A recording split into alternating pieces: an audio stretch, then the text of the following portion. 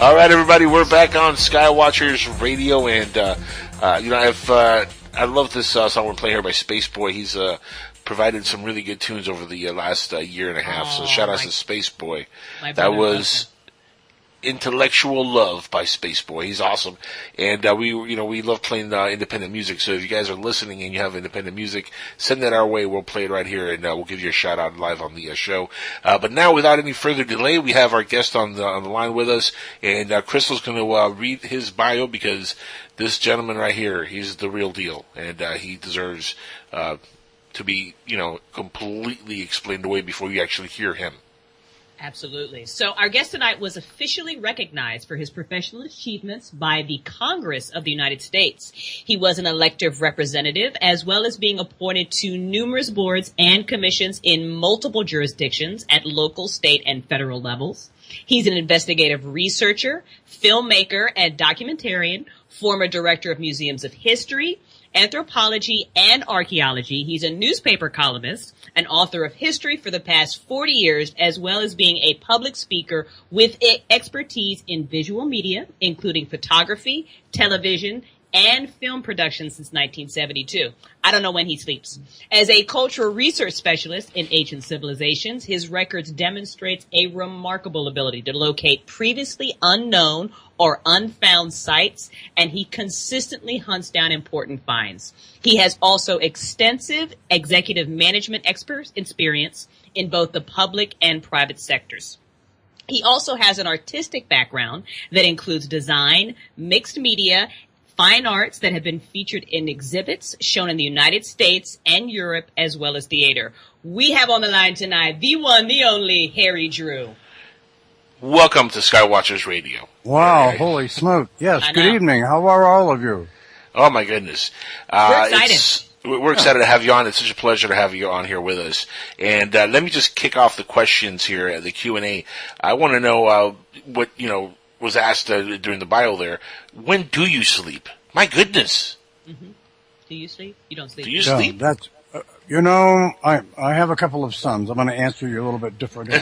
I have a couple of sons, and they're older now. And there was a class assignment in elementary school for my oldest son, but 1 year difference between the two. And it was to draw a drawing with crayons of what your dad does, like in his free time.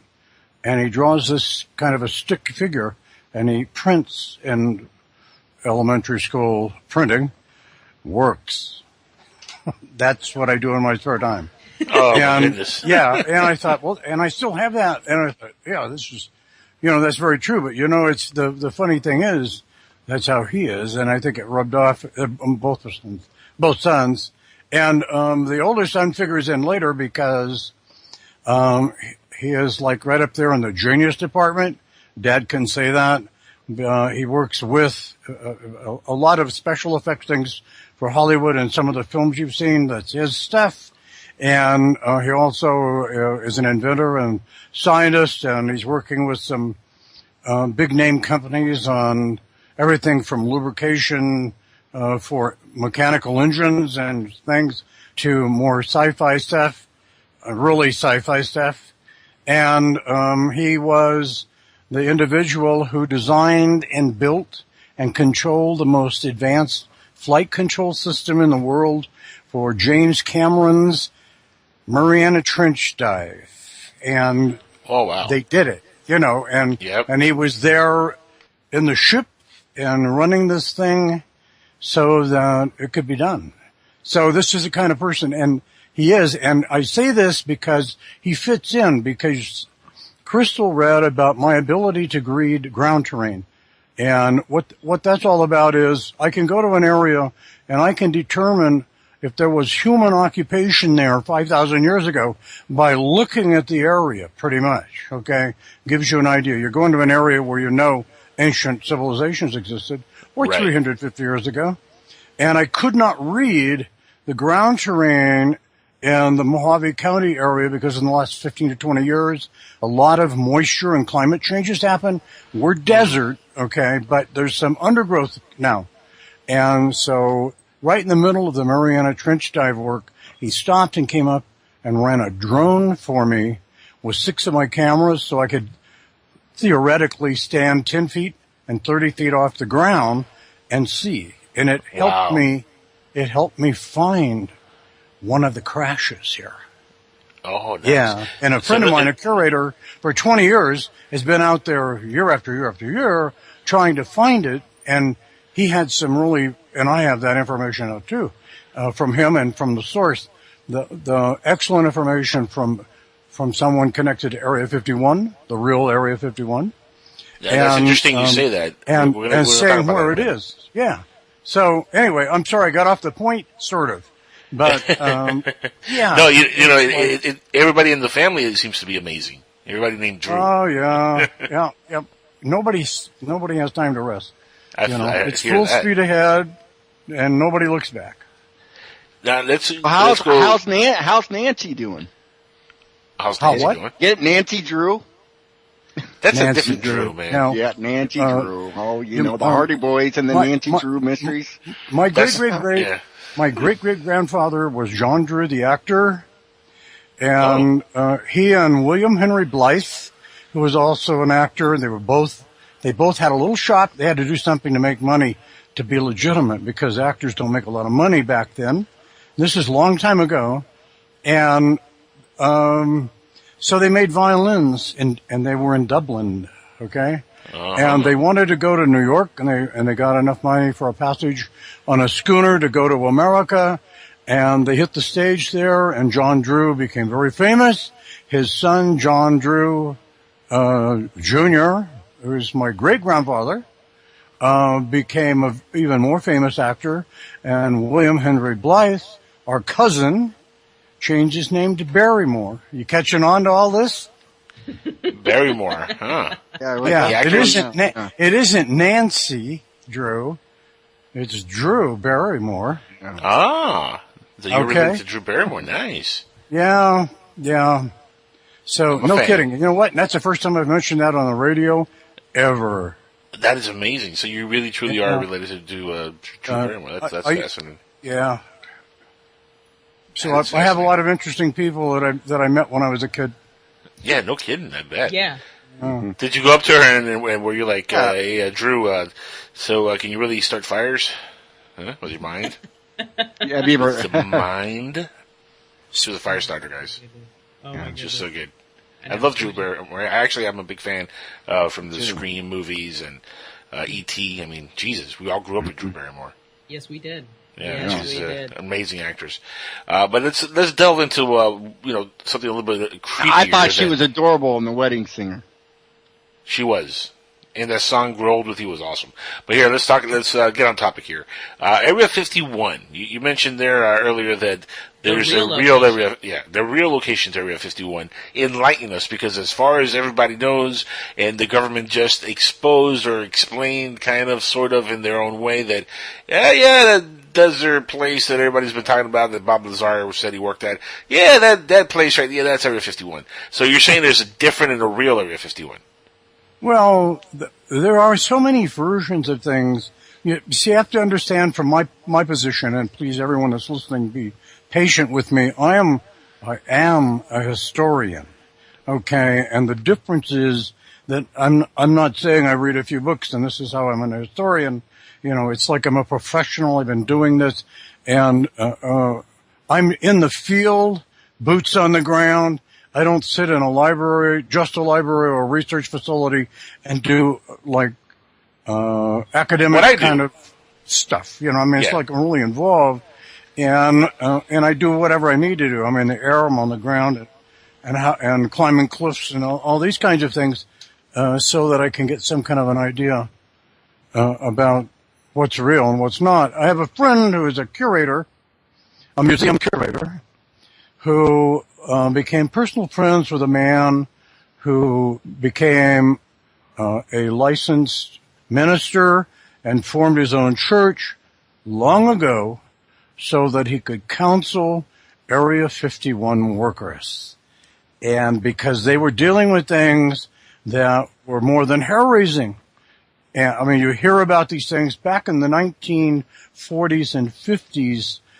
the entire culture and the way we behaved and the technology we enjoy today did not exist back then. And so things were, this is about people that were educated and good at heart, but they didn't have the technical savvy that the average iPhone user has, you know? I mean, it's just like, this stuff didn't exist. In Kingman, there was only 3,400 people in 1953.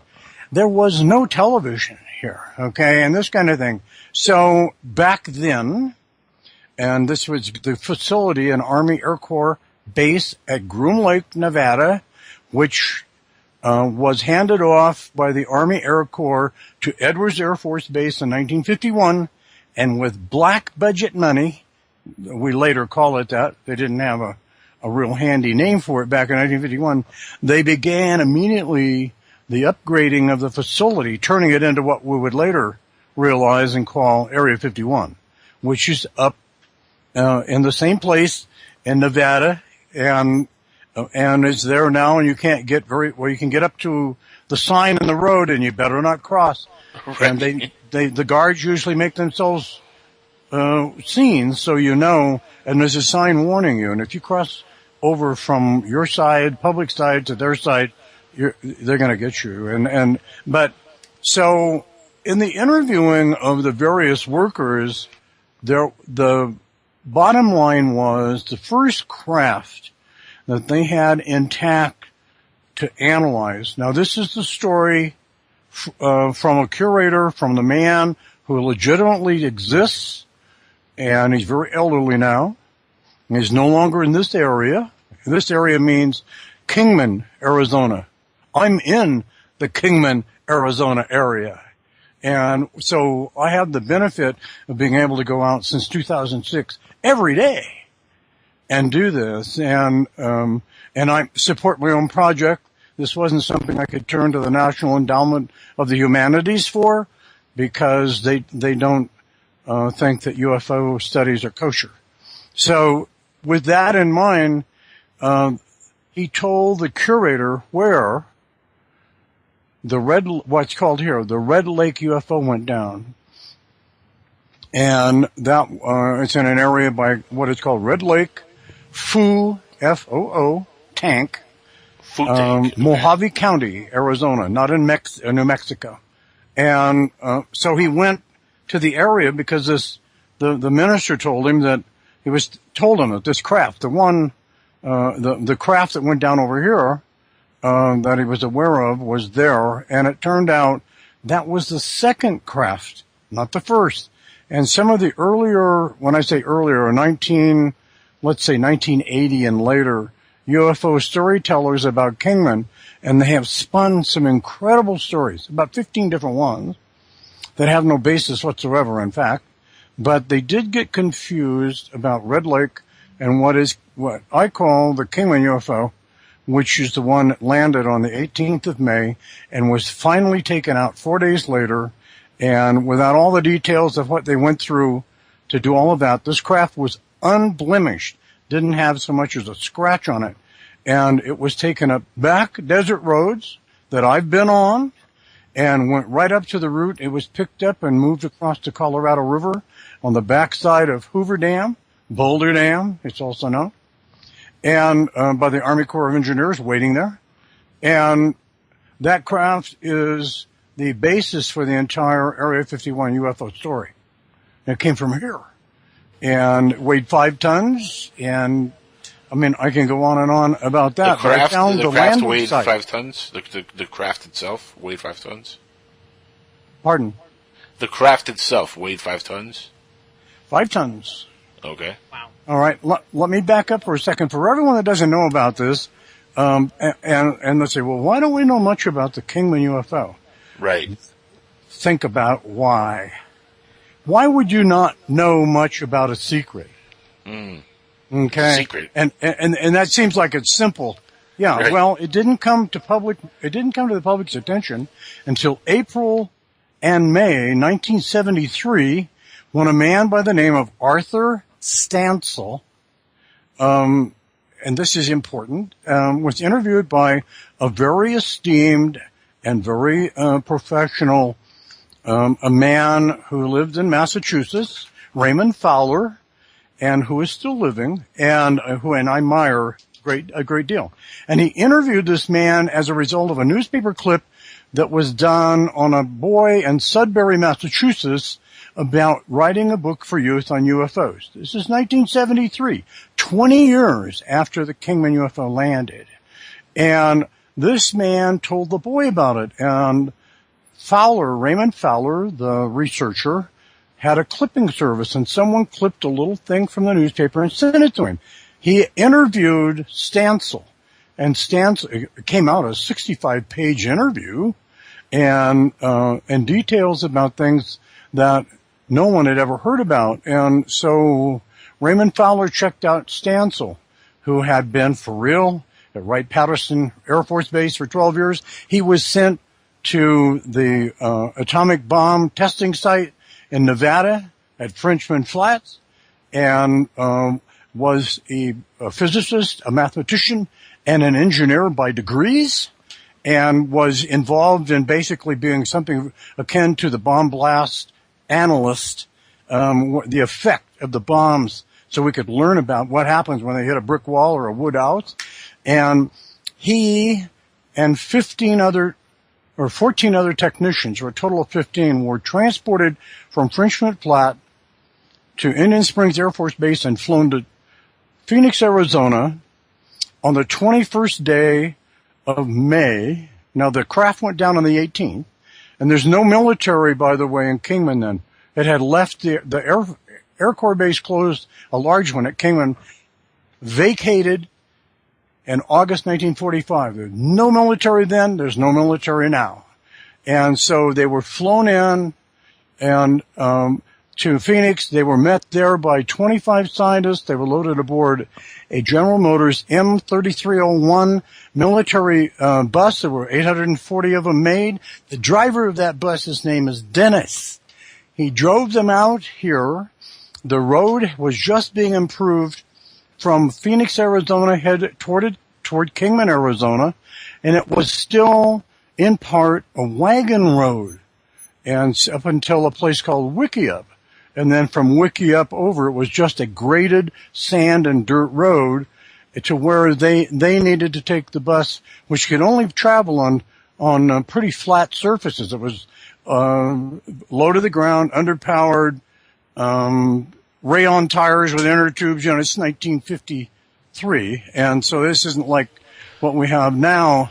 And they went to the site, and they arrived early evening on the 21st of May, 1953, and were assigned and taken by military police to each area of their expertise to examine the downed craft.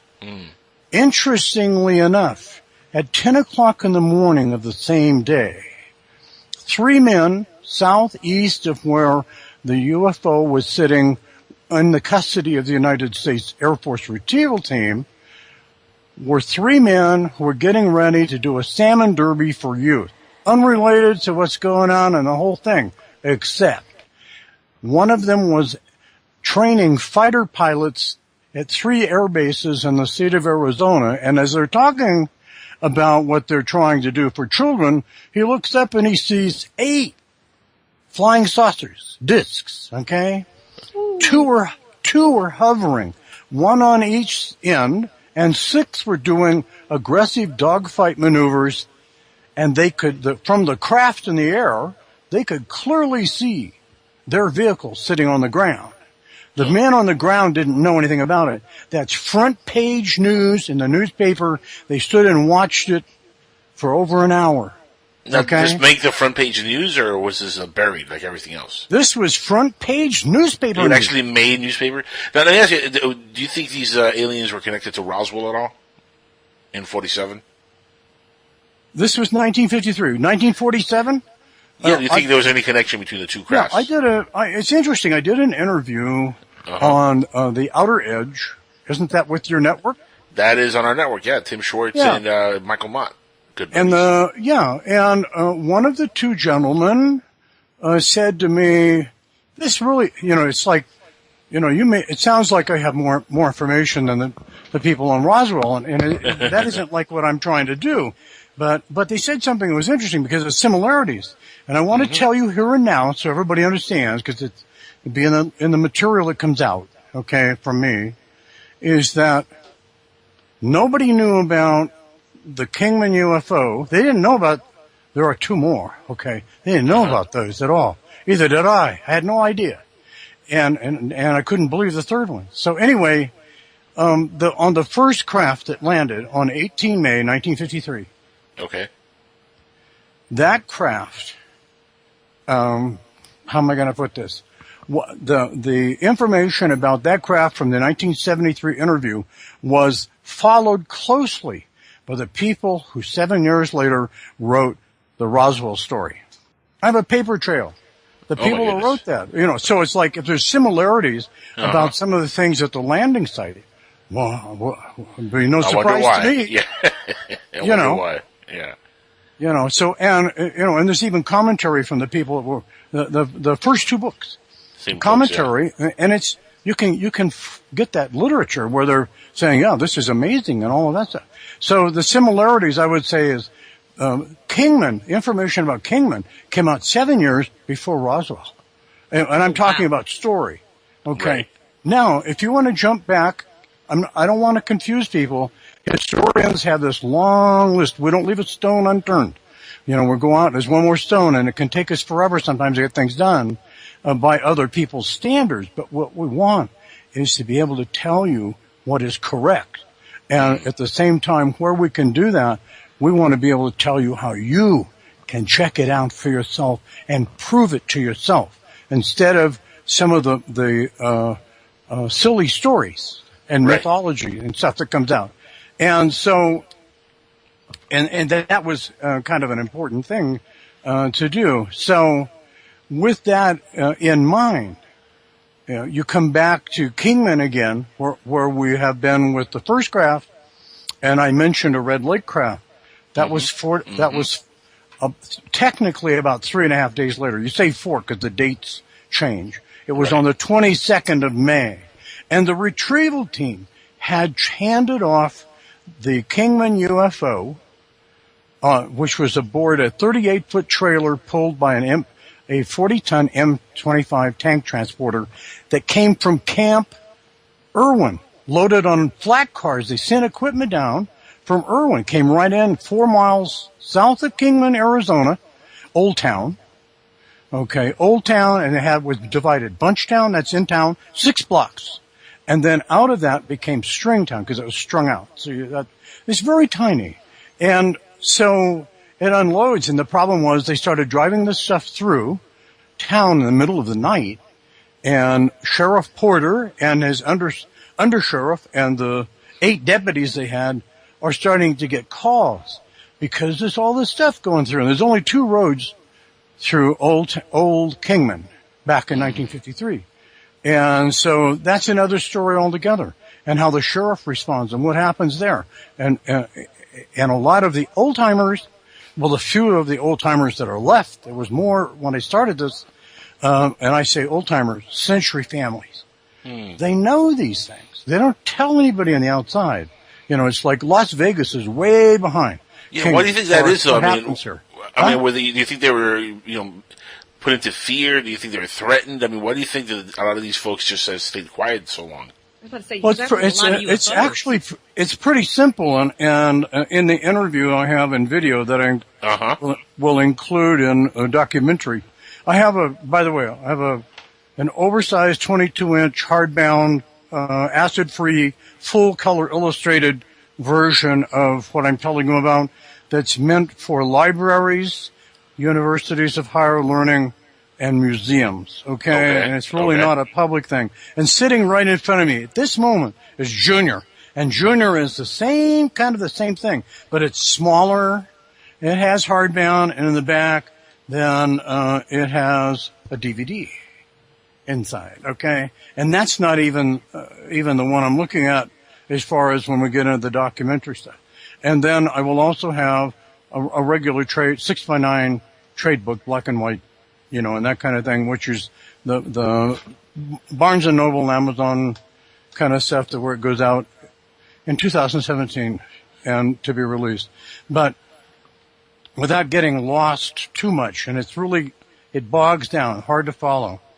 The Red Lake craft was 4 days later on the retrieval Was there another crash at the lake? It crashed. Okay. I did not expect this, okay? Okay. And my curator friend is the cause of that, and then getting the drone flights, and then I found where it clipped the top of a rocky butte, which is owned by the government, and it ricocheted off the top.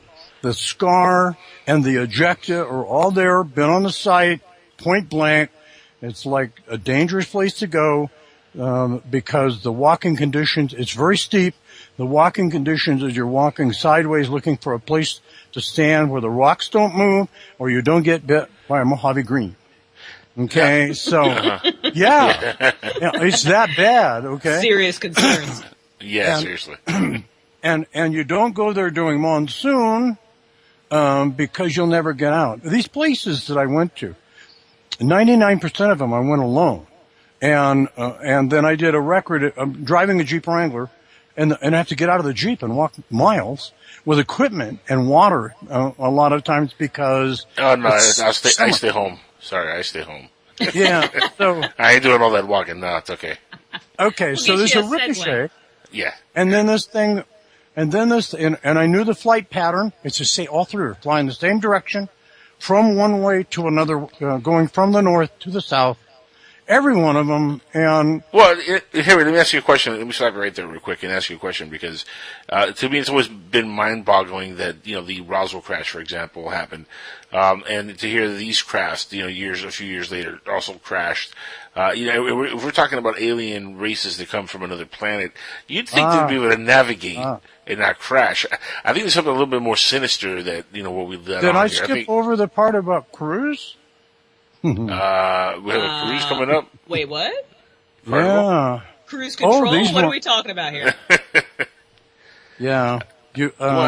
I'll give you a few words about that. I interviewed the last surviving member of the United States Air Force retrieval team. Okay. He was 85 years old. He died a year later, at 86. And then I happened upon the son of, it's amazing, there's no coincidences that go on in my life. And it just continues this way.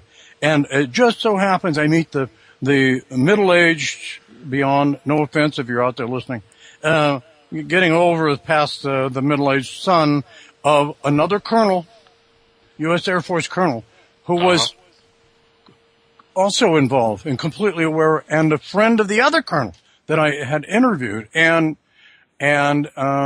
he was a young airman at the time, and later became a fighter pilot and a test pilot and a whole bunch of stuff. And so he's flown along with some others, from Nellis Air Force Base to the Kingman Airport. Okay, forget Army Air Base. It isn't anymore at that point. And they're loaded up in a truck and that was brought in, and it's like canvas on the back with back flaps, and the whole thing is covered, so they can't see really where they're headed. And I know exactly which way they went and all these things and how long it took, and it matches everything he said. Been there, done that. And he mentioned something during the interview to me that was rather astonishing. Two things. One, nobody else knew, nobody else had ever said, was a landmark. And the landmark for somebody on the ground looking for the needle that you have no idea what the needle looks like in the haystack, I had a landmark, okay? And I've traveled a long time and a lot of miles either on foot or by the Jeep, and so that made a difference. But now, when you say a landmark, explain the landmark. It's a natural landmark, and I won't get into it too much because here's the part that's going to rattle some people. The landing site, okay, which still has things from the field kitchen and everything, okay? Stuff that's datable, like I can date a Clovis Point and tell you that it's a mastodon hunter from 13 to 16,000 years ago. There's stuff there that was made under government contract for the military, experimental, 2 years, 1951 and 52. Hundreds of them, okay? And it all fits and makes plenty of sense. And the bivouac area and all the stuff is there, okay? And the depression where the craft sat. How's that one? Because this is Arizona and it isn't like a swamp. You know, our erosion here is mainly in low areas of sand where you get washes that happen where water runs through, that kind of thing. And this area is where the base of the 8,256 foot high Wallapai Mountain meets the desert. Okay? So it had enough protection to survive all of that. And what got them when they pulled up and they got out of the truck at the craft, they see this reflective thing, and it's basically the outer surface of the craft resembled brushed metal. Okay? And there's been a zillion descriptions of it from the interview in 1973 saying it's brushed aluminum and all these different things.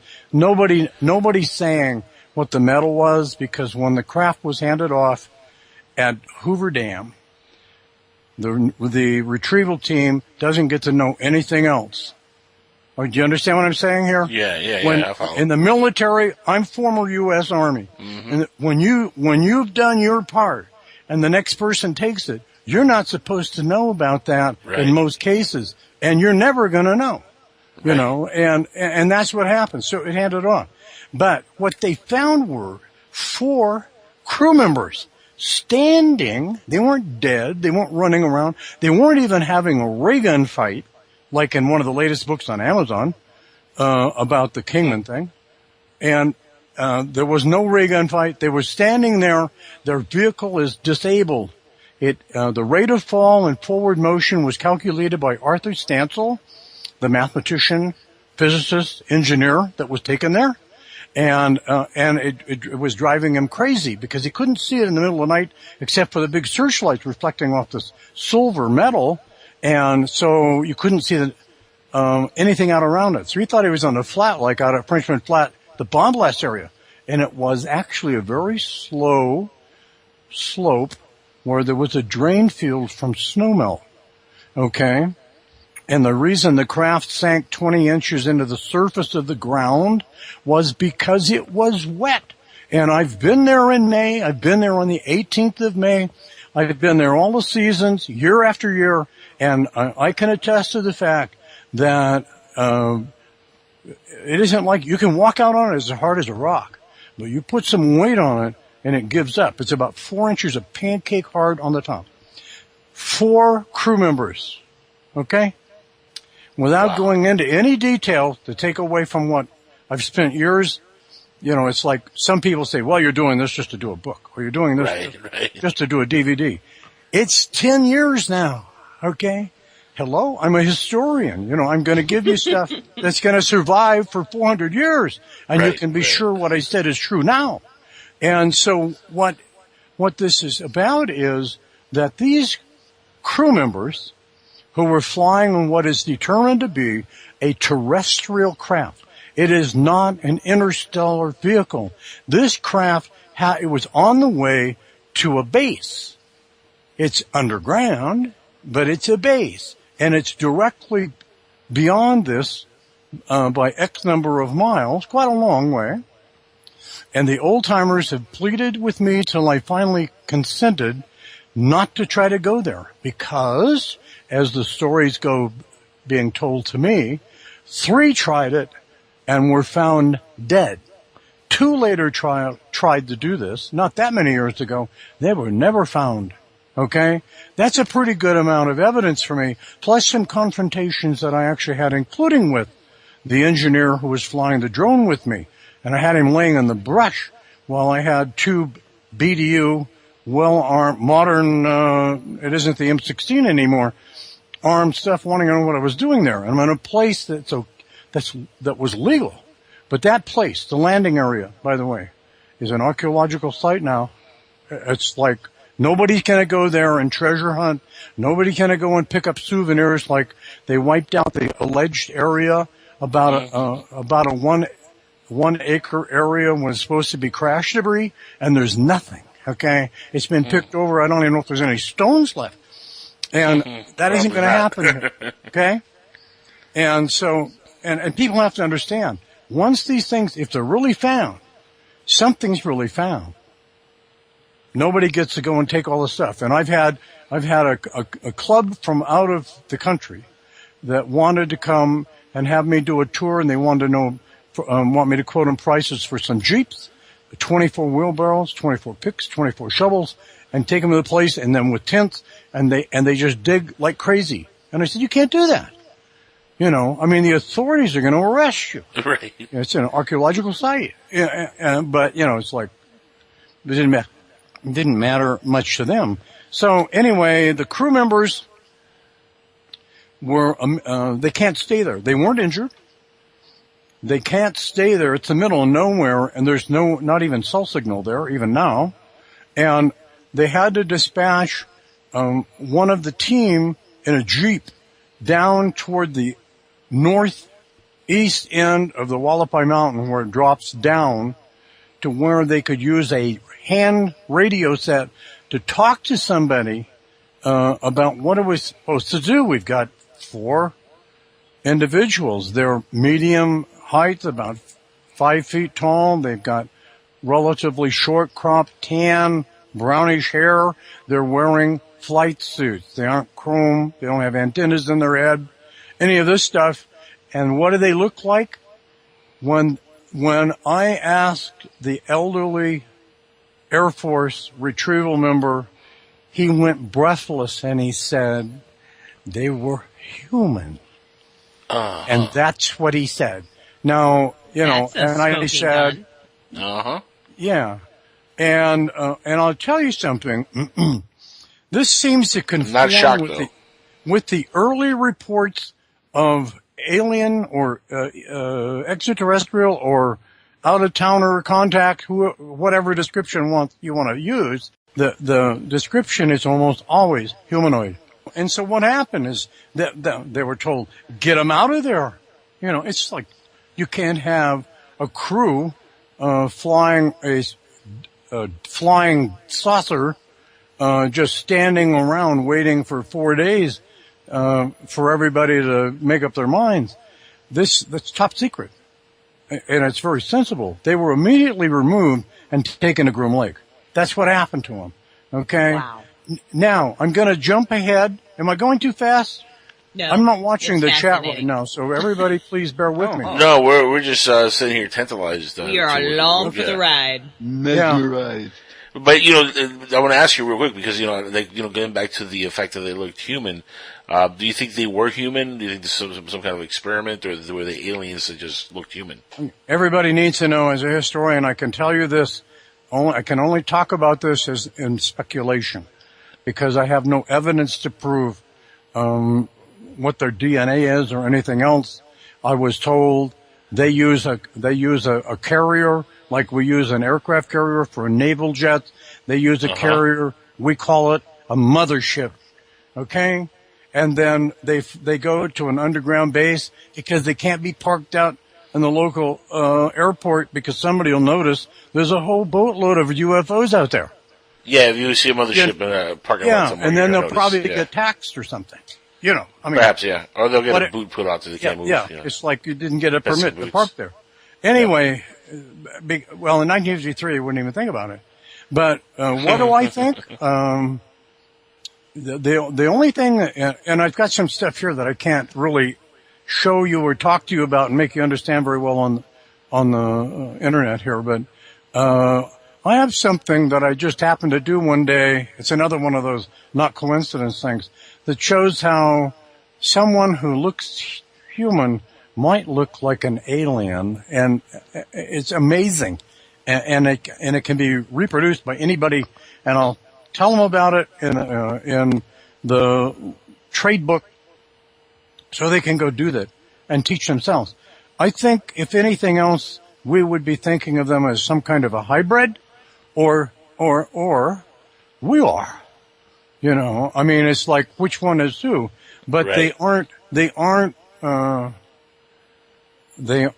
They didn't have the suckers on their fingers. This is what the retrieval team were expecting. War of the Worlds had come out in 1953, and by 1951, an extremely good science fiction film, The Day the Earth Stood Still.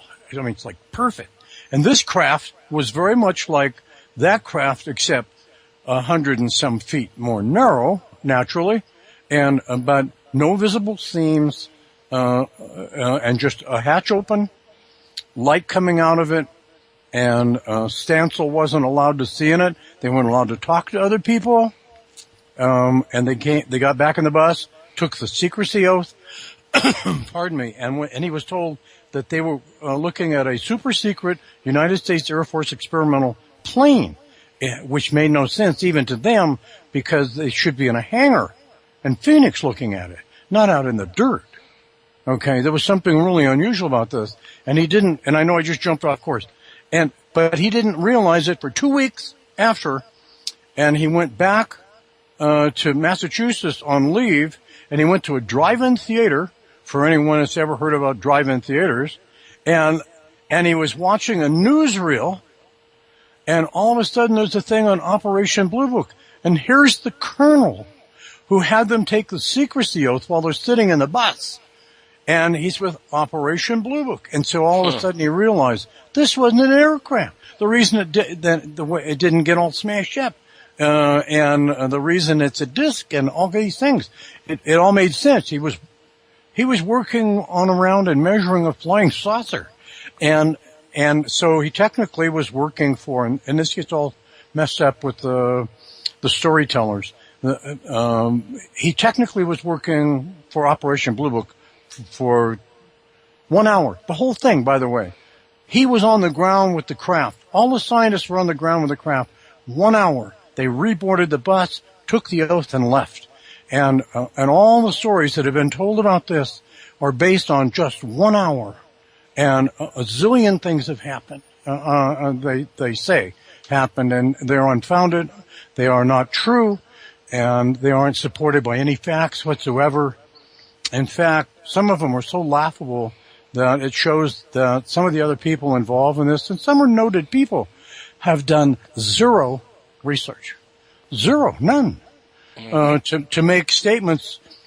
Anyway, let me get to the other. Are we done? Are we comfortable with the alien, ET, whatever, for the moment? Yes. I want a real quick recap just to make sure that I understand. Now we're saying here that the aliens, quote unquote, that got out of this craft look just like humans or were humans, or we don't know. No, well, I'm going based on what multiple witnesses have said. And I'm thinking that they look human. I have five what I call first-hand eyewitnesses. They touched the craft. Okay? Right. They touched the craft. And they didn't know each other. And they hadn't retold the story. In the meantime, all this other stuff was happening. The two colonels, the son talks about the two colonels one day, okay, at his father's home, are laughing at one of the UFO people for all the stories that are being told about the Cayman craft, because it was baloney. They were laughing. But let me tell you this part, just to make things more complicated.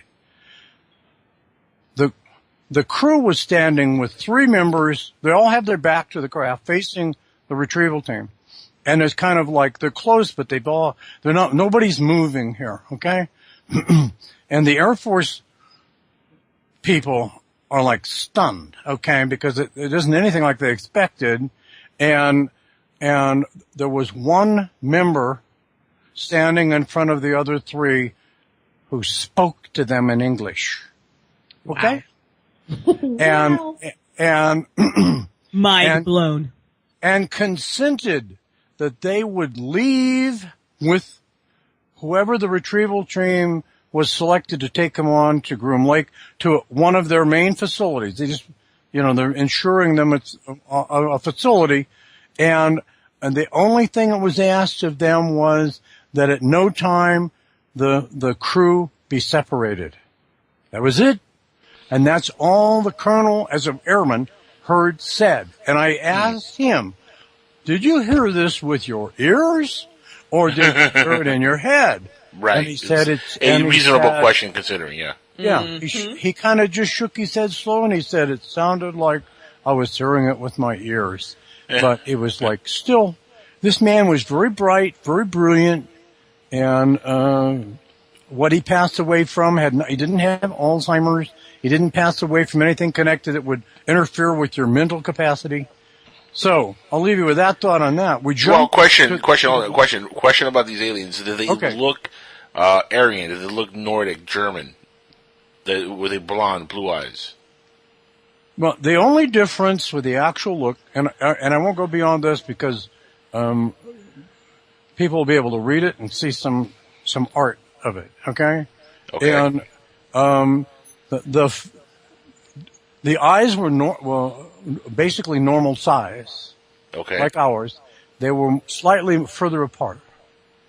And the face more flat, with the chin coming down more like a heart, a candy Valentine heart. More pointed. Okay. But not pointed. So I mean, it's like more kind of like Christina Ricci, but without the five head. No. In the general population, you would walk right by one. Got it. I mean, you may have. You know, but I'm saying the similarity is so close that they wouldn't have to do anything special. You know what I'm saying? And that's based on descriptions from multiple people. There's a couple of people that I won't divulge. Nobody knows who these people are. One of them is very famous, who was also there. And what transpired was his own experience. And this is like an individual things happening. The retrieval team was there before the scientists showed up, and before the M25 tank transporter and 38-foot trailer showed up.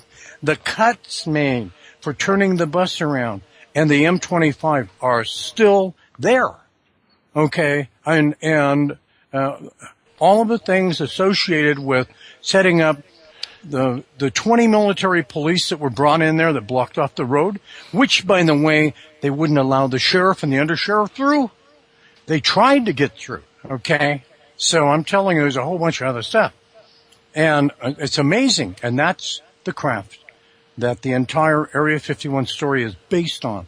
It wasn't a junk pile. It was in perfect condition.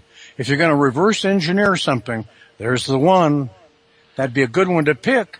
Right, because it's not a crashed, messed up UFO. Because either the avionics were affected, most likely, or the propulsion system, and I'm going to explain why.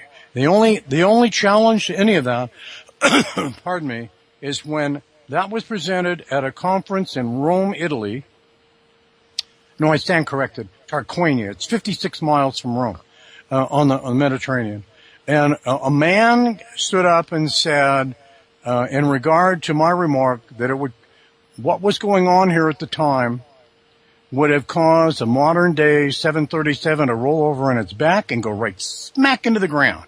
And he didn't believe that that's the source of that cause could happen. And I can tell you that the FAA still insists you don't be doing this, or you can cause a commercial jet, not hardened military aircraft, to have its flaps change, have its ailerons or flaperons move, or go off of automatic pilot with no warning signal.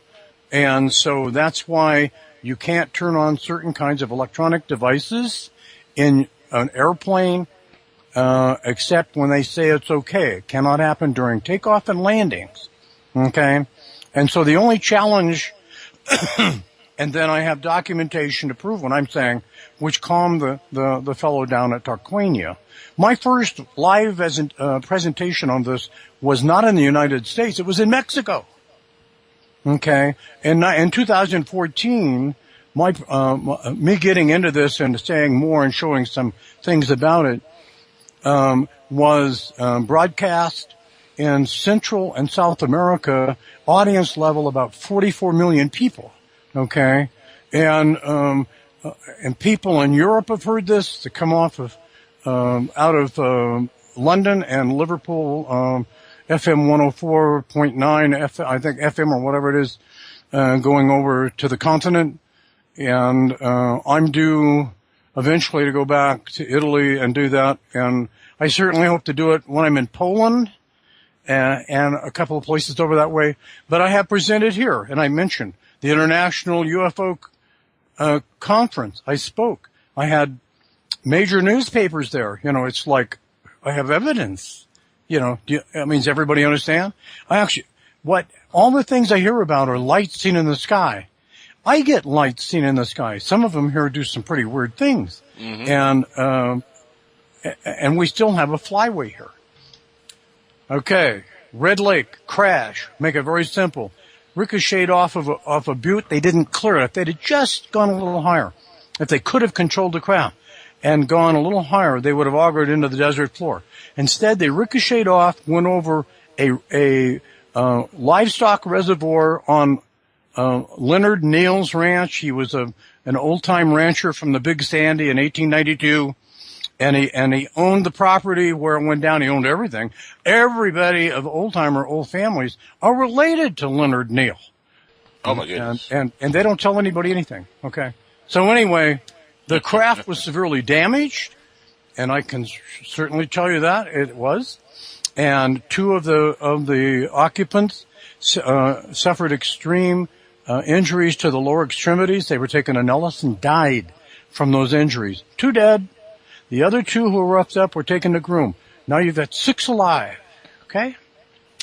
And then 2 days later, right in front of Old Town, in the daytime, a UFO, people are saying a disc's come down. It hit the mountain. It set the Wallapai Mountain, which is timbered, has elk and all of these kinds of things. It's over 8,000 feet high. Set it on fire, and there's a raging fire.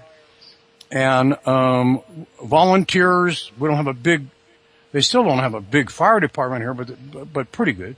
But there was no aerial stuff. They got to the scene. There was a Forest Service worker there who came up with more supplies, and he notices right at the source of the fire 2 individuals wandering around, 2 guys wandering around, and they're disoriented, lost. And he went over to talk to them, and they wouldn't talk to him. Then he became suspicious that maybe they were arsons because there was no rain, and in spite of all the stories told, there was no lightning, no rain, or anything the entire month of May. And so he takes them into custody, okay? These 2 individuals, and he walks past a reporter who's got a pencil and a little pad, and he's writing down stuff for the newspaper.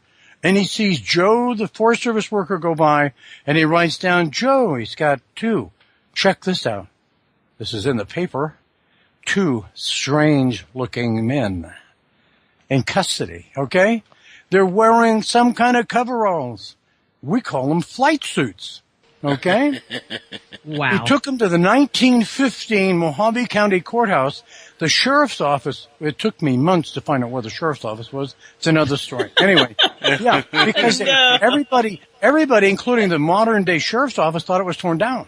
Right. But it wasn't. It was in the basement of the 1915, the first poured in place steel reinforced concrete building in the old town of Mojave County and Kingman, Arizona. And it's still there. It's on the National Register of Historic Sites. And the lower part's been off limits to the public for over 30 years. Court does business down there where nobody can see what they're doing and all that kind of stuff. And so, he took them there, and they go to the sheriff's office. And you got 2 doors you have to pass through, security doors, and inside are 4 deputies. And they have a window, and they'll talk to you out of a window. And so, the Forest Service worker explains what's going on, takes these 2 strange-looking men inside, and they're talking. The sheriff isn't there because it's like Mayberry, USA, and he's down at the pond with Opie catching fish or whatever, you know. And they have to send a deputy to go find Sheriff Porter. This is all I can prove what I'm telling you here. You know, this is amazing. Well, Harry, how exactly can we prove this? Because at this point, it's been so long. I mean, what's the physical evidence of this? The physical evidence? I mean, is there any physical evidence at all that we can touch, feel? I have physical evidence here. I passed off physical evidence to the state director of the Arkansas MUFON, even, you know. I also have part of the inner workings and frame of a P-39 Air Cobra that collided with a B-17 bomber in 1944 in November that nobody could find. And over 1,000 people were out looking and couldn't read the ground. And I've got it sitting here in my office right in front of me. So it's like, as a byproduct, I have something other historical. Right. Here's the bottom line. They put there's 2 detention rooms in this sheriff's office. Over the ceiling is 14-inch thick concrete. Sidewalls, it's below grade, which means there's no windows outside. It's the ground. Okay. This room, they put him in, was called a detention room, later called an interrogation room. They put him in the room and locked the door. There's 3 deputies and an oak bench outside the door where the Forest Service worker sat while the other deputy was gone to get the sheriff. That oak bench is still there, okay? Everything else is still there because I found a document that described the interior of that office, and it's exact. And it's another story about how I got to go in and all that. But anyway, so the sheriff comes. He's briefed by the Forest Service worker, and he said, all right, open up. And the deputy unlocked the door. The sheriff walked through. The Forest Service worker walked through, and then the deputy. And through the window out in a waiting area, the reporter watches because he followed him. And they walked into the room, those 3, and the reporter put it in the paper as the word, and they vanished. They weren't there anymore. Mm. Okay? Harry Houdini couldn't get out of the room. I'd been allowed in it. I have photographed the room. I was permitted to photograph the entire thing. There are no openings of any kind. They were teleported out of there. Wow. Now, was this one of those in front of their eyes or kind of a walked away, came back, weren't there? Or they just blinked out. Or did they just blinked out right in front of them? Yeah. Yeah, well, I'm not sure if you're asking me about the crew members. Yeah, the crew members. Yes. They blink out of existence or... They opened the door and went in, and the room was empty. The crew members weren't there. And to get out of there, they would have to pass this Forest Service worker who was within 14 inches of the door, and the 3 deputies inside, armed deputies, inside of a room that has 2 doors. You have to unlock inside to get out as well as unlock to get in. Okay? And they weren't there. Wow. So they just vanished. They literally just vanished. Wow. Yeah. My goodness, Sari, you just completely blew our minds. You know that, right? Mind blown. I'm still mind blown over the Drew Barrymore thing. Got a total crush on her. Yeah, ditto here, man. Ditto here. Oh my goodness. But no, seriously, I was not aware there was these many crashes that were unreported for such a long time after the Roswell crash. And it does seem to me like all these things are interconnected to Roswell, one way or the other. Right. Well, when I read the information about Roswell, and listen, I think it's great they have the activity there. And all of the fanfare and everything. Well, that's smoke and mirrors, though. I mean, we got to admit that's just that's the illusion. Yeah, but within days, right at the same time, Roswell, the only deliberate, ominous, aggressive attack of UFOs, flying saucers, against people occurred. Okay, we're talking July 1947. Early July 1947, and a small propeller-driven aircraft with a pilot and a businessman, a passenger, were on approach 500 feet off the ground. Guess where? Kingman. When they were coming into the airport, and from the direction of the underground base came UFOs, and on a collision course, and it's like they're doing air to ground to the Radio Shack. They're under attack, and they were set upon aggressively and with hostility with witnesses, and they successfully landed the plane and virtually kissed the ground when they got out. And by the time they got out of the plane and tried to head back to like it's an old building low, like an old one-story little shack. And it's a radio shack where they put all of the stuff to talk to airplanes back then. And, and by then, somebody at the radio shack had called Herbert, the newspaper story guy, and he came down to cover what was going on, and he was there to interview him. They wouldn't talk to him. And one guy the businessman on the way out of there, they're scared out of their wits, said, I'll tell you this, we don't need no bromo, okay? Meaning they hadn't been drinking, okay? But everybody knew that. While Roswell is talking about some kind of a crash that never mentions in the beginning, never mentions that's 30 miles out of Roswell that this thing went down, okay?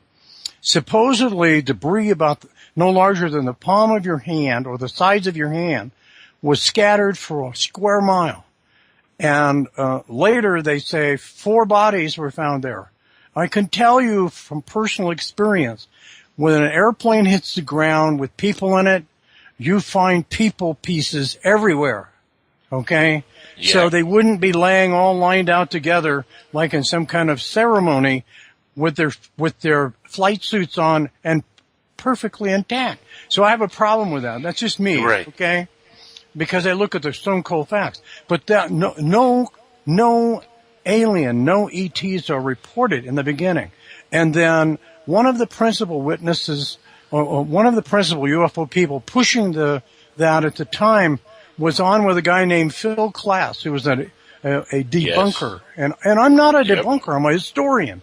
We got to get it right, okay? And so Klass is challenging him. And there's statements made by an 11-year-old boy that the UFO guy swears has got to be the truth. And Klass says it can't be.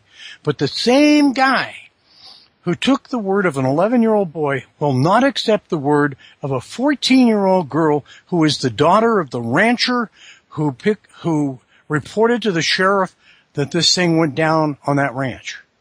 And I think, well, why would he do that? And why would you, and his summary is that the girl doesn't know what she's talking about. Can you remember anything you ever thought about or said or did when you were 14? Probably. And, because she's a girl? I don't understand. But, so I thought all this was kind of interesting. But my work also took me to He's a misogynist, Terry. That's what it was. Yeah, okay. Kenneth Arnold, who was supposed to be the first man to see a UFO in modern times. Right. And you're going to find out looking at my work, and it tells you where to go and look. And here's the evidence. I'll show it to you. You can call up. You can take a drive and go to talk to people that still exist and know about that. He was not. He said he saw it on the 3 o'clock in the afternoon, 24th of June, 1947. And 3 o'clock in the afternoon. It had already been called in. AP called it into all the papers at 9. And Arnold reported it on the 25th when he flew from Yakima, Washington to a place called Pendleton, Oregon. And that's where a rancher in Pendleton told him all about seeing 9 UFOs. And that was never mentioned by Arnold ever again. He took the credit. And, so it's like there's some really interesting and sad kind of things, as far as, hoodwinking people. But what I'm telling you about is in the books. You can get an idea for those that are on chat, and I'll try to jump over there if it's open for a few minutes and say hello if anybody wants to say hello. But they can go to www.kingmanufocrashes.com. That's my website. And you can also find me over on Facebook, and the link is in the website. So that's www.kingmanufocrashes.com. All lowercase. It's been great talking to you, and I know we're running out of time here, so I wish I could show you what the books look like. The new junior. Well, no, we got another few minutes. We have a few minutes left before we do sign off for the evening. But I did wanted to ask you a couple different questions, but I also wanted to make sure that my co-host here had answered all their questions. Well, I'm Crystal, here. do you have any questions for Harry? Not yet. Not yet. I'm stewing over. Yeah. No, I'm actually processing. I'm still going back to the fact that the crew members. Yeah. No, I mean, it's just, it's amazing that he got to talk to somebody and tell that they literally disappeared. Just where did they go? Like, was there a flash of light? Was there any residue left in that room? Like I don't know, did somebody's hair stand on end because there was some, maybe like electromagnetic something? I mean, that's just... Scotty beamed me up. I was about to say... Scotty beat me up. I was about to say it. You know what? High and by. I can scare you even more, Crystal, because this happened in 1950 with 5 of them. Wow. And the vehicle all vanished off the face of the earth here. All gone. That's amazing. Sorry about that. That's something else. Yeah. So, I mean, and that's really interesting too. I mean, because we hear, the stories about how they've apparently got aliens and they did all this stuff on them and blah, blah, blah. And now we hear the story. Well, they can just go whenever they want. So, Now, is this a form of technology, Harry, do you think? Or is this just some kind of magic? Magic is science. Science is magic. Yeah, there you go. On the front of the book, it says 11 UFOs, 1 UFO landed, 2 UFOs crashed, 44 ETs. Don't forget the 8 and the 6 doing dogfights. 6 taken alive, 4 taken dead, 2 taken to the sheriff's office and escaped. There it is. That's right on the front cover. Wow. Are you showing it to us on it's called 7 Days in May. Oh, I thought you were going to show it to us on Skype, so I'm scrambling trying to get to my Skype. I know. Thank you so much. Oh, that's fun stuff. All right, Harry, thanks for being on the show with us, man. We really appreciated your time here on Skywatchers Radio with us. Absolutely. I'm going to check the book out. Wonderful group. Thank you. Yeah. Question, are you going to be anywhere in the near future, doing lectures and stuff or talking? I'm not going anywhere till next year. Oh, okay. What do you do next year? Well, I'm going some places, but not for work. Oh, actually, you brought up, now if you've got it very quick, you brought up about, it reminded me that we were talking when we were off, we were on break earlier, about you had gone to a UFO conference and you went to a MUFON conference actually, and you actually had to have an armed escort. Can you talk briefly about that? I've spoken at the biggest conferences in the United States. I don't see a need to go back unless they really wanted me. I've spoken at the LAX Expo. At the Hilton, there's like 5,000 people through the door. At the New Living Expo in San Francisco, it's a square block. Never believed I could ever be at a place like that. There's like 20,000 people there, and then of course MUFON and Orange County, LA, and different ones. UFOCon in the Bay Area. San Francisco Bay Area. You needed, Crystal, an escort on this one? Yeah, he said, you were at a MUFON conference giving a talk about the Kingsmen and you actually needed an escort for security reasons? Yeah, like what happened? Like, yeah. The first one. Nobody killed me. I made it, That's a positive. Yeah. Good job. Glad we're not talking to a ghost. That's always good, yes.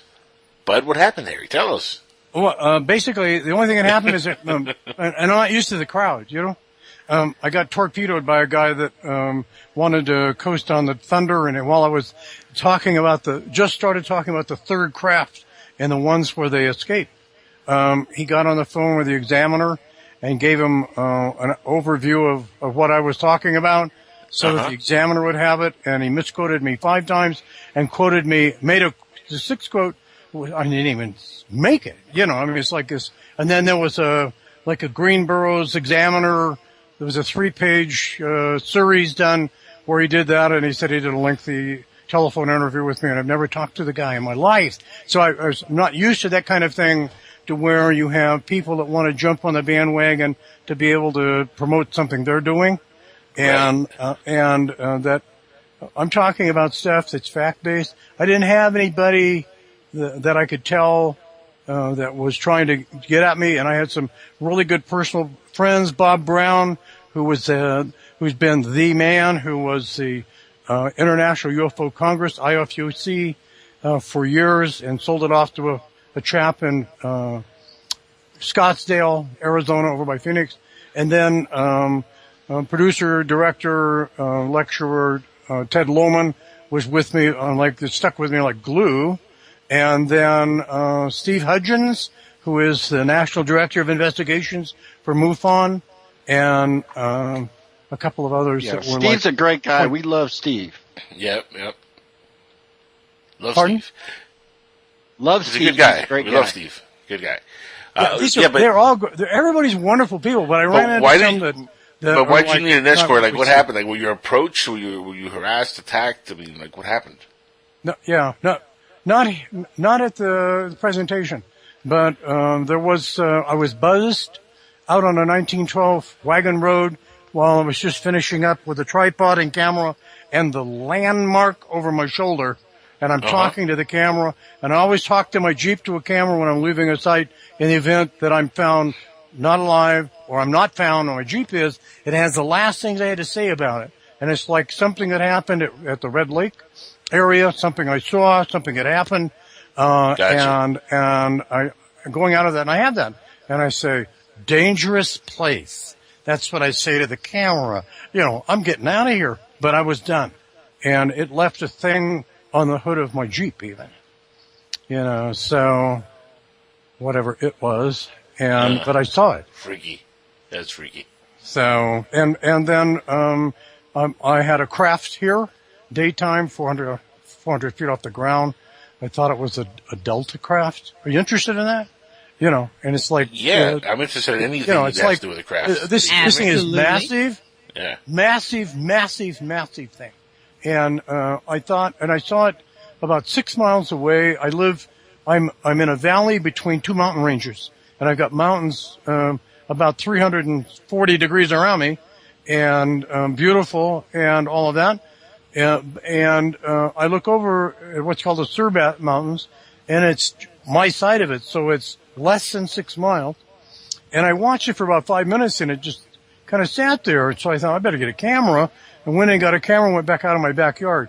My backyard, by the way, opens up to 35 miles of open desert. I have a horse ranch. Okay? Nice. In the desert. I got like 20 feet. Yeah. Yeah. And my dog poops all over the place. It's terrible. And let me ask you a question, not to sidetrack you, but we only have a few minutes. Yeah. And I didn't get to ask you earlier because we were so tantalized, listening to you. But what do you make of a certain person by the name of Bob Lazar? I know who that is. Yeah. Okay, but I've been at. I can't. I'm not going to. I'm aware of the individual, and it's like he was gone, he's come back, and the craft that was drawn by a first-hand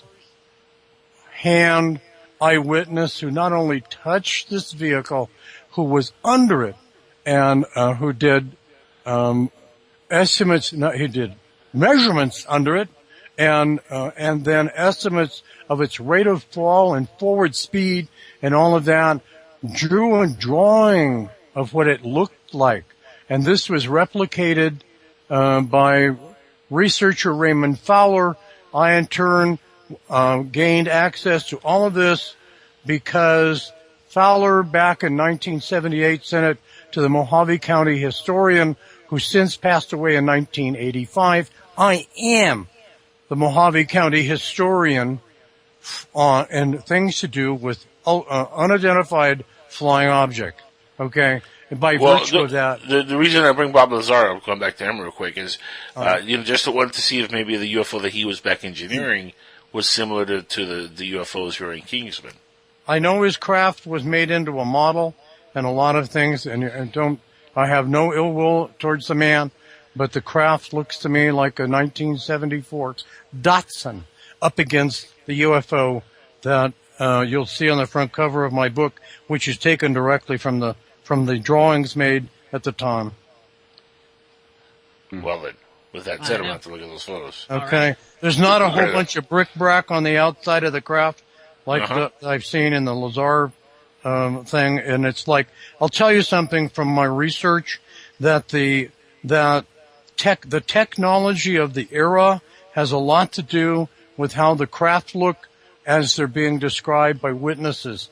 And instead of using bolts and nuts to hold plates of steel together like a locomotive, they upgraded and made it streamlined by using bridge rivets in their illustrations.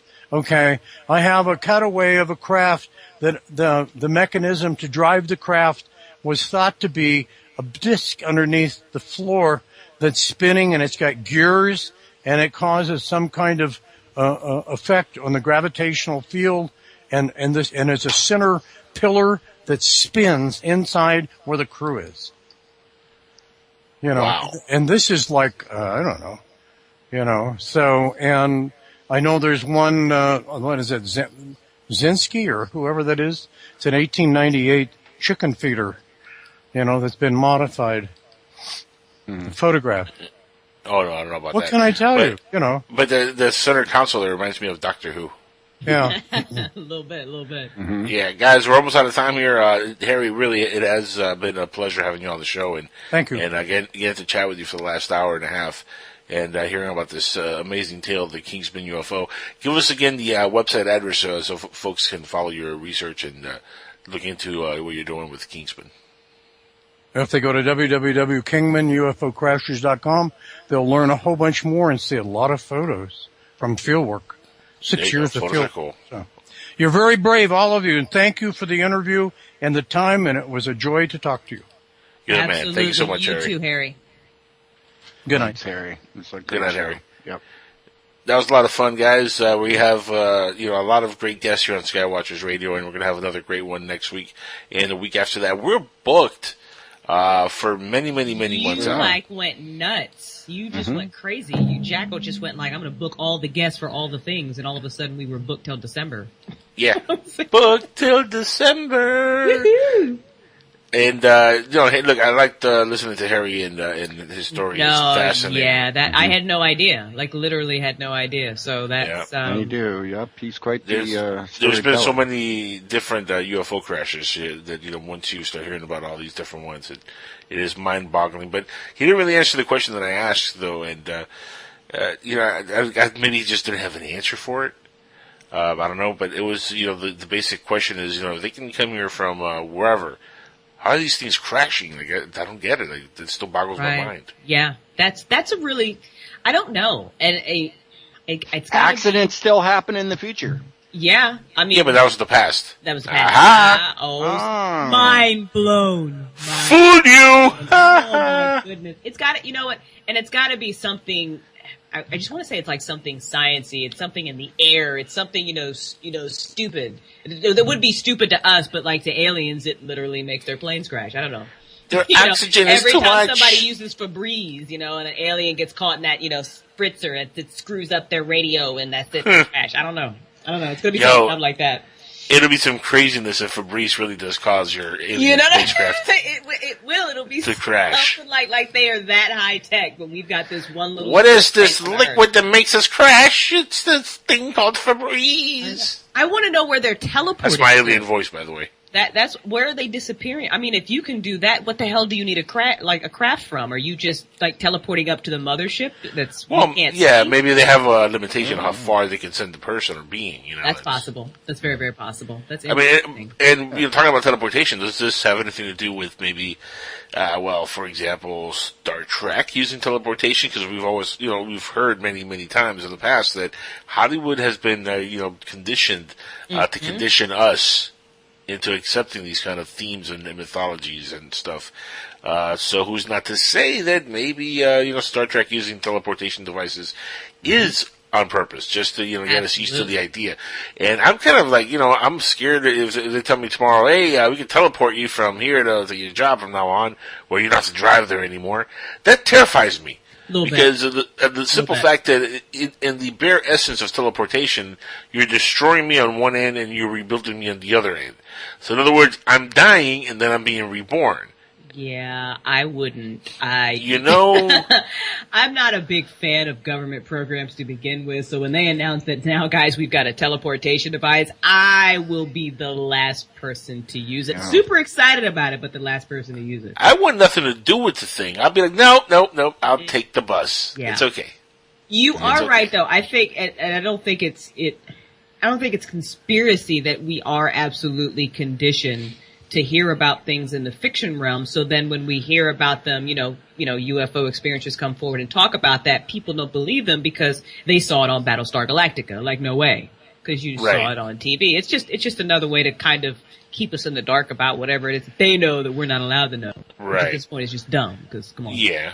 Or are we getting this stuff from the TVs and the TV shows? Because, look, let's be honest here. David Icke didn't start talking about reptilians until that show V was on the air. True.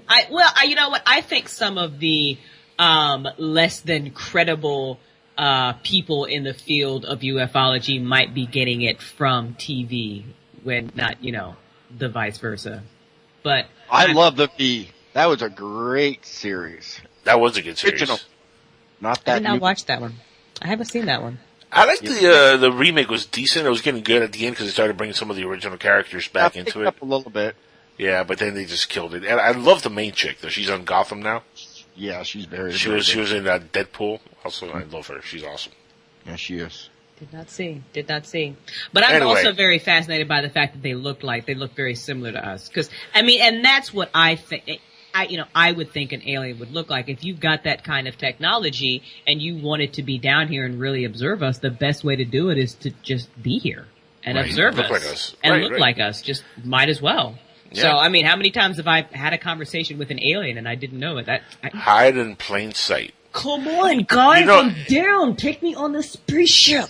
It's crazy, though, but it kind of goes back to even the Men in Black movie. As funny as they were and as joking around as they were, when you look at where they're talking about the mythology of the aliens blending into human society and people just walking by and not noticing it, that's very doable. That could easily happen.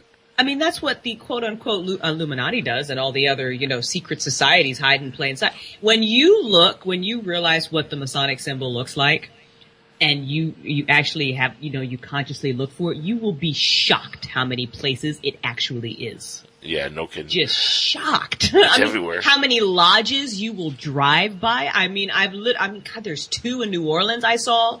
There's one here. I've seen them on people's license plates. You're just like, where? As soon as you open up your eyes to it, literally, they hide in plain sight. It's the best thing to do because people don't notice. Exactly. Yeah. Guys, we're all out of time here. We have Dr. J Radio coming up next, and next week we're going to have Jason Quaid on the line with us, and he's going to be on the show. He's a really interesting individual. Again, another great guest. Fascinating guest. And we're going to keep rolling along until the end of the year with fascinating guest after guest. So please stick around and come back and keep listening every Tuesday night at 11 p.m. Eastern right here on Skywatchers Radio. But until next time, folks, like I always say around this time, keep looking up to the skies and stay safe. And if you see an alien ship, run! They're probing you. No, wave it down and tell it to come pick us up. Like I was saying, wave him down, tell him to come pick us up. Pick us up. Throw me a rope ladder. You don't got to zap Only the with cool it. ones. I don't want to get broke. I'll climb up. I'll go to you. Only the cool aliens, though. Only the cool aliens. Okay, we're ready. Yeah. Guys, we'll be back next week. Skywatchers Radio out! Good night, everybody. Love y'all.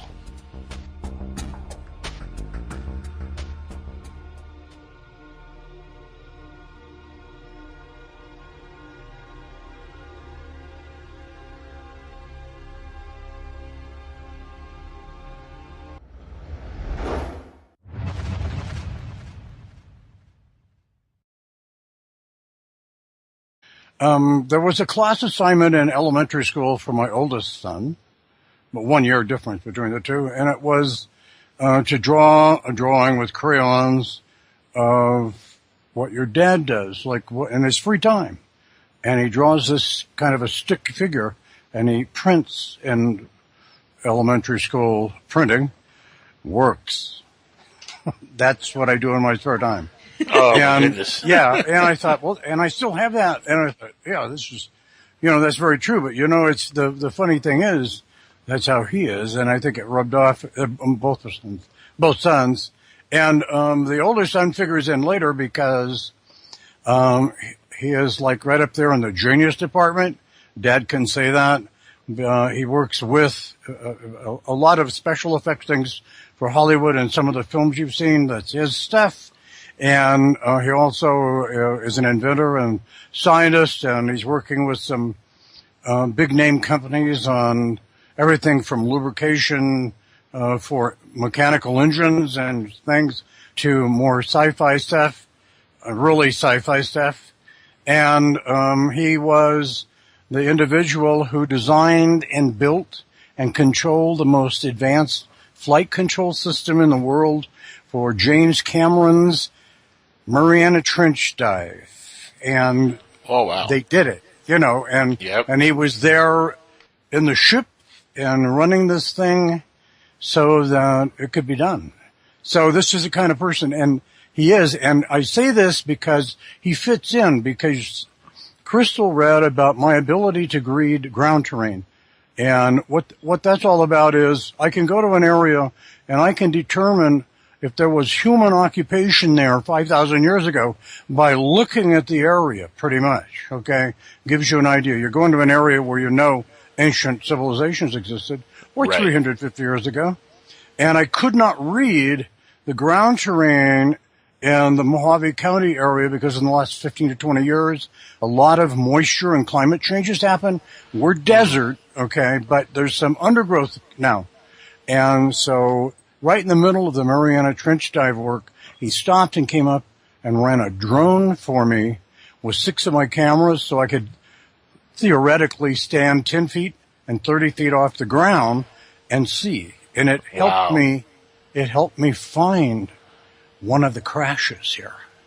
Oh, nice. Yeah. And a friend of mine, a curator for 20 years, has been out there year after year after year trying to find it. And he had some where you can get up to the sign in the road and you better not cross. Right. And the guards usually make themselves seen so and there's a sign warning you. And if you cross over from your side, public side, to their side, they're going to get you. So in the interviewing of the various workers, the bottom line was the first craft that they had intact to analyze. Now, this is the story from a curator, from the man who legitimately exists, and he's very elderly now. He's no longer in this area. This area means Kingman, Arizona. I'm in the Kingman, Arizona area. And so I have the benefit of being able to go out since 2006 every day and do this. And I support my own project. This wasn't something I could turn to the National Endowment of the Humanities for because they don't think that UFO studies are kosher. So with that in mind, he told the curator where what's called here, the Red Lake UFO went down. And that, it's in an area by what is called Red Lake Foo, F-O-O, Tank, Mojave County, Arizona, not in New Mexico. And, so he went to the area because the minister told him that this craft, the craft that went down over here, that he was aware of was there, and it turned out that was the second craft, not the first. And some of the earlier, when I say earlier, 1980 and later, UFO storytellers about Kingman, and they have spun some incredible stories, about 15 different ones, that have no basis whatsoever, in fact. But they did get confused about Red Lake and what I call the Kingman UFO, which is the one that landed on the 18th of May and was finally taken out 4 days later. And without all the details of what they went through to do all of that, this craft was unblemished, didn't have so much as a scratch on it. And it was taken up back desert roads that I've been on and went right up to the route. It was picked up and moved across the Colorado River on the backside of Hoover Dam, Boulder Dam, it's also known, and by the Army Corps of Engineers waiting there. And that craft is the basis for the only, and I have that information out too, from him and from the source, the excellent information from someone connected to Area 51, the real Area 51. Yeah, that's interesting you say that. And saying where it is. Yeah. So anyway, I'm sorry, I got off the point, sort of. But, yeah. No, everybody in the family seems to be amazing. Everybody named Drew. Oh, yeah. Yeah. Nobody has time to rest. It's full speed ahead, and nobody looks back. Now, let's go. How's Nancy doing? How's Nancy doing? Get Nancy Drew. That's Nancy a different Drew, man. Now, yeah, Nancy Drew. Oh, the Hardy Boys and the Nancy Drew mysteries. My great-great-grandfather was John Drew, the actor, and he and William Henry Blythe, who was also an actor, they both had a little shop. They had to do something to make money to be legitimate because actors don't make a lot of money back then. This is a long time ago, and so they made violins, and they were in Dublin, okay? And they wanted to go to New York, and they got enough money for a passage on a schooner to go to America, and they hit the stage there, and John Drew became very famous. His son, John Drew, Jr., who is my great-grandfather, became an even more famous actor, and William Henry Blythe, our cousin, changed his name to Barrymore. You catching on to all this?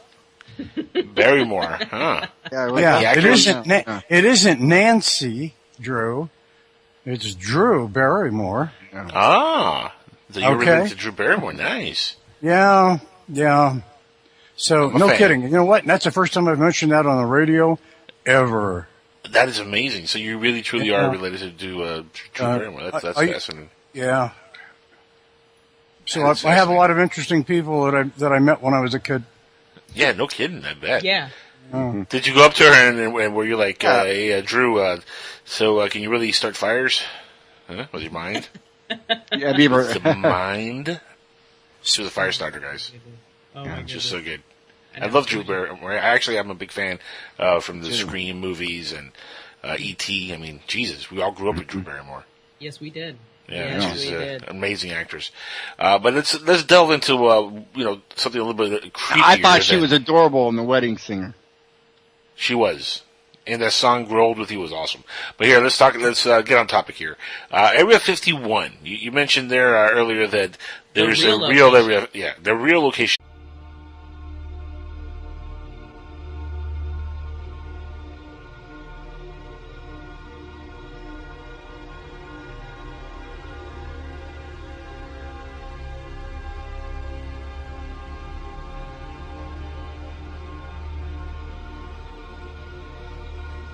All right, everybody, we're back on Skywatchers Radio, and I love this song we're playing here by Space Boy. He's provided some really good tunes over the last year and a half. So shout out to Space Boy. That was Intellectual Love by Space Boy. He's awesome, and we love playing independent music. So if you guys are listening and you have independent music, send that our way. We'll play it right here, and we'll give you a shout out live on the show. But now, without any further delay, we have our guest on the line with us, and Crystal's going to read his bio because this gentleman right here, he's the real deal, and he deserves to be completely explained away before you actually hear him. Absolutely. So our guest tonight was officially recognized for his professional achievements by the Congress of the United States. He was an elective representative, as well as being appointed to numerous boards and commissions in multiple jurisdictions at local, state, and federal levels. He's an investigative researcher, filmmaker, and documentarian, former director of museums of history, anthropology, and archaeology. He's a newspaper columnist, an author of history for the past 40 years, as well as being a public speaker with expertise in visual media, including photography, television, and film production since 1972. I don't know when he sleeps. As a cultural research specialist in ancient civilizations, his records demonstrates a remarkable ability to locate previously unknown or unfound sites, and he consistently hunts down important finds. He has also extensive executive management experience in both the public and private sectors. He also has an artistic background that includes design, mixed media, fine arts that have been featured in exhibits shown in the United States and Europe, as well as theater. We have on the line tonight the one, the only, Harry Drew. welcome to Skywatchers Radio. Wow, holy smoke. Yes, good evening. How are all of you? Oh, my goodness. We're excited. We're excited to have you on. It's such a pleasure to have you on here with us. And let me just kick off the questions here at the Q&A. I want to know what, was asked during the bio there. When do you sleep? My goodness. Mm-hmm. Do you sleep? You don't sleep. Do you sleep? That's, I have a couple of sons. I'm going to answer you a little bit different. I have a couple of sons, and they're older now, and Area 51. Enlighten us, because as far as everybody knows, and the government just exposed or explained kind of, sort of in their own way that, that desert place that everybody's been talking about that Bob Lazar said he worked at. Yeah, that place right, that's Area 51. So you're saying there's a different and a real Area 51? Well, there are so many versions of things. You have to understand from my position, and please everyone that's listening be patient with me. I am a historian, okay? And the difference is that I'm not saying I read a few books and this is how I'm a historian. It's like I'm a professional. I've been doing this, and I'm in the field, boots on the ground. I don't sit in a library, just a library or a research facility, and do like academic kind of stuff. It's like I'm really involved.